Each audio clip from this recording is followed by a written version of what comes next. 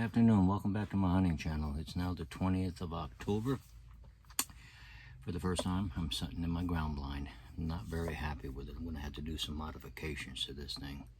Like elevate it for one, put a floor on the bottom. I'm kind of spoiled that way.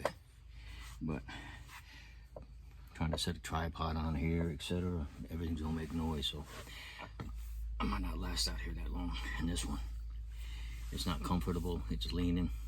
So automatically I know I'm going to have to come out here, raise it up, and go ahead and put on a floor, and then put my ground blind on top of that. I'm going to come out here Friday with a tape measure, and I think I'm going to start prepping to do that because this ain't cool. This ain't cool at all. So I'm actually thinking about packing this thing up, and I'm going to go to my stand. I think that's what I'm going to do because I'm not happy in this ground blind at all. Not at all. So my wife sat here the other day and she said it sucked too. So with that in mind, I think I'm gonna head on over to the other blind. I wanted to try to hunt here, but as I can see, it's a good location. It really is. But I just I can't see hunting here because of the simple fact that I'm low to the ground, which a ground blind's supposed to do. I'm very well camouflaged.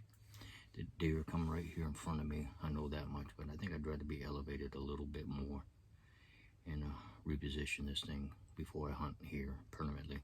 So next year's project will be elevate the stand, make it permanent, and put the ground blind on there permanently, and that should do me good too. So I will talk to you from the other stand here shortly. Hang on. Alrighty, welcome back. Okay, I'm back up in my stand now. A little bit of a walk, but I got back over here. Let me tell you what, I have the Game Winner here in that stand. It swivels, but it's not as good as my Tideweed chair that I'm sitting on right now that I ordered a year or so ago. So kudos for the Tideweed chair, but I think it's a platform. I made a big error in putting that ground blind up what I did. Like I said, I'm going to get me some 4x4s, some 2x6s, and I'm going to make a platform that I can get up inside the stand with and, you know, hunt. And probably get the brackets, make that thing as strong as possible and level. Because right now it's like this at an angle. So, oh, one other side note here. Earlier in one of my other videos, the guys asked me about carrying the bolt in the 10-point as you walk through the woods. Does it come out and all that? The answer to the question is no. I just walk through the woods carrying the thing cocked and with a bolt in it. And it's got the 100 grain Montan 1.5 inch tip on it, broadhead. So, and it never came loose, never fell down. And I just now checked it before when I got in the stand, and it's still solid in the loop. So that's a kudos to 10-point because you can put it in there and it's not going to come out if you decide to walk through the woods too. So. Okay, well, this is the start of a new video, so hopefully we start with the deer, okay? Hang in there.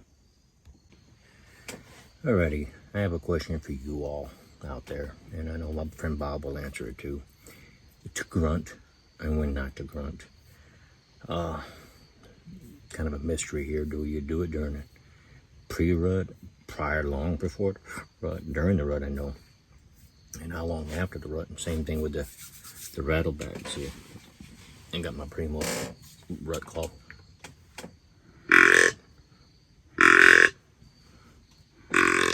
I'm not even sure if I'm doing it right. There was no video and exactly how to do it. Everybody else has got the little breathing thing in there too, you know. So I don't know.